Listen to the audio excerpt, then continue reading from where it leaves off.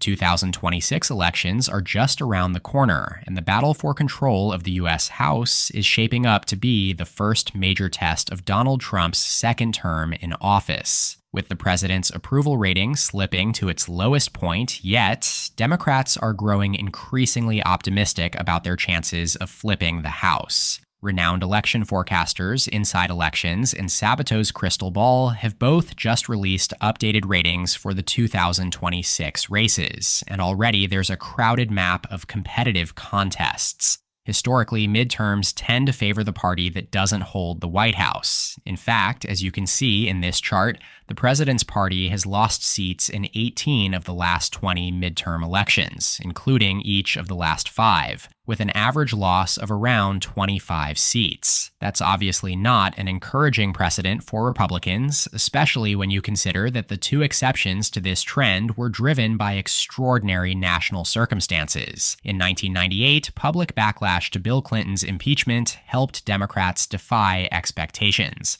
And in 2002, the political landscape was reshaped by the post-9/11 rally around the flag effect. All things considered, 9 times out of 10, the party out of power gained seats in the midterms. So yes, Democrats have good reason to feel optimistic heading into 2026. And it's not just about history, it's about the math. They only need 6 seats to retake the House. That's it, just 6.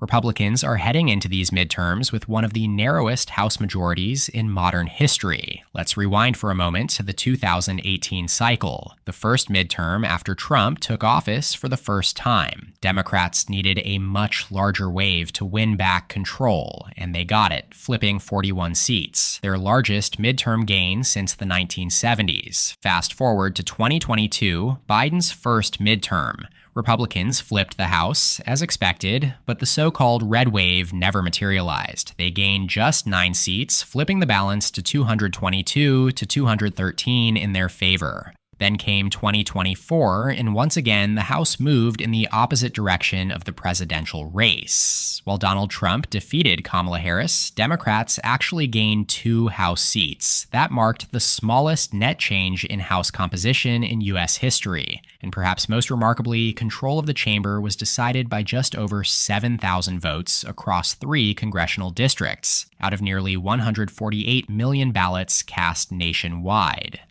Those razor-thin results set the stage for 2026, with Republicans, led by Speaker Mike Johnson, defending the narrowest House majority in nearly a century against the Democrats, led by Minority Leader Hakeem Jeffries. All right, the map on your screen now reflects the latest consensus ratings from the Cook Political Report, Inside Elections, and Sabato's Crystal Ball, compiled by the team over at 270 to Win.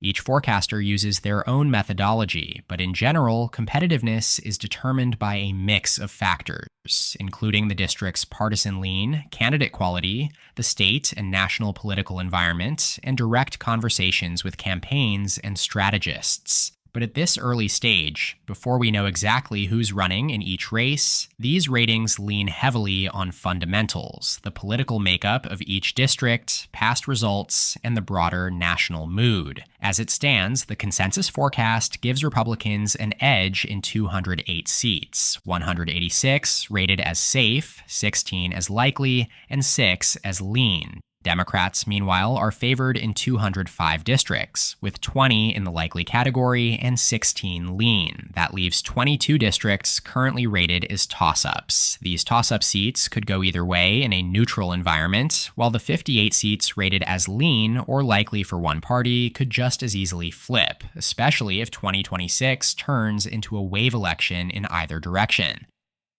Now, without enough information yet on candidate matchups, fundraising totals, or reliable polling, these early ratings are best understood through a broad national lens. In a strong Democratic year, you'd expect them to win the bulk of the toss-ups, and possibly flip a few lean or even likely Republican seats along the way. With that said, my own comprehensive forecast looks a bit different and goes a step further by including a tilt category. These are races that are effectively toss-ups, but where one party holds a slight, albeit discernible, edge. As of now, I have Democrats narrowly ahead with 212 seats to the GOP's 209 and just 14 true coin flip districts. According to this model, Democrats would only need to win 6 of those remaining 14 toss-ups to flip the House. Republicans, by contrast, would need to win 9. Let's take a look at my forecasting spreadsheet, which houses all of the underlying data. Right now, among the 14 districts, with a projected margin of less than 1.5 points in either direction, Democrats and Republicans are favored in exactly half, 7 each. These projections are derived from a fundamentals-based model that blends multiple variables: incumbency advantage, partisan lean, results from the 2024 House and presidential races, and key demographic indicators at the district level. That baseline fundamentals score is then blended with race ratings from the major forecasters. Finally, we layer in the national environment, or generic ballots, which I currently have set at D plus 2.3, according to the latest polling average available via Real Clear polling. These latest numbers reflect a potentially favorable national environment for the Democratic Party, which again would be in line with historical patterns. Now going back to the map, here's how things look if we remove the toss-ups entirely. Democrats would be projected to win 220 seats to Republicans 215. Just enough to flip the House, again with one of the narrowest majorities in American history. Again though, that's assuming an approximate D plus 2 environment. Let's look at a scenario that's even more favorable for Democrats. Back in the 2018 midterms, 2 years after Trump first took office, they won the House popular vote by over 8 points. So theoretically, if we bump the environment to that same number again at D plus 8, Democrats would be projected to carry all 14 toss-ups, plus every tilt Republican race and 2 lean R districts as well. In that scenario, Democrats would secure a much more comfortable majority, 232 seats to the GOP's 203. Granted, a D plus 8 environment is unlikely even if Trump's approval ratings continue to slide over the next 16 months. American politics have become so polarized that a landslide of that nature would be very surprising. We're currently in the midst of a remarkably competitive and stable era, and more likely than not, the national popular vote will be decided by just a couple of points either way. Looking ahead, I expect we'll see more election analysts and forecasts start to roll out their predictions over the next few months, along with a ramp-up in generic ballot polling. That'll give us a much clearer sense of where the national environment is heading as we approach next November.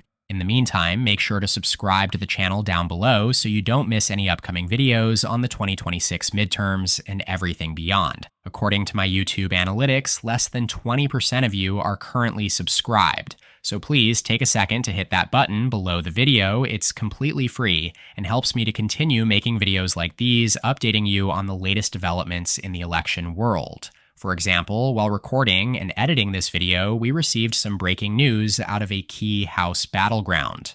Republican Congressman Don Bacon has announced he won't seek re-election in Nebraska's 2nd congressional district. Nebraska is one of just 2 states that split their electoral votes by congressional district, and this Omaha-based 2nd district has now voted Democratic at the presidential level in back-to-back elections, going for Joe Biden by more than 6 points in 2020 and for Kamala Harris by 4.5 in 2024. Yet in both cycles, the moderate Bacon managed to hold on to the House seat for Republicans. His retirement immediately moves this district to the very top of Democrats' pickup opportunities nationwide. It was already competitive. My model had it leaning Democratic by a toss-up margin. But with the GOP's incumbency advantage gone, this race shifts into tilt Democrat territory.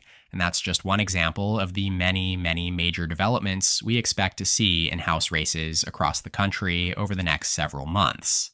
There are so many races on the map that will be won or lost at the margins, with candidate quality and campaigning mattering that much more. Right now, the prediction market, Kalshi, gives Democrats a 74% chance of winning the House next year, but that means Republicans still have a better than 1 in 4 shot.